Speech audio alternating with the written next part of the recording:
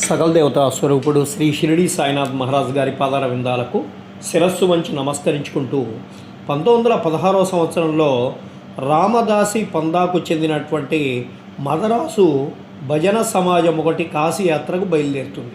అందులో ఒక పురుషుడు, అతని భార్య, అతని కుమార్తె, అతని వదిన ఉన్నారు. వారి పేర్లు మనకు సాయి సచ్చరిత్రలో ఇవ్వలేదు. మార్గమధ్యమున వారు అహ్మద్ నగర్ జిల్లా కోపర్గాం తాలూకాలో షిరిడి అను గ్రామమున సాయి అను గొప్ప యోగీశ్వరుడున్నారనియు, వారు పరబ్రహ్మ స్వరూపులనియు, ప్రశాంతంగా ఉంటారనియు, ఉదార స్వభావులనియు, భక్తులకు ప్రతిరోజు ద్రవ్యాన్ని పంచిపెడుతూ ఉంటారని, విద్యావంతుల కళావంతులను బట్టి యథోచితంగా సత్కరిస్తారని చెప్పి వింటారు. విని ప్రతిరోజు దక్షిణ రూపంలో చాలా డబ్బు వసూలు చేసి దానిని భక్త కొండాజీ కూతురుకు 3 ఏళ్ళు ఉంటాయి.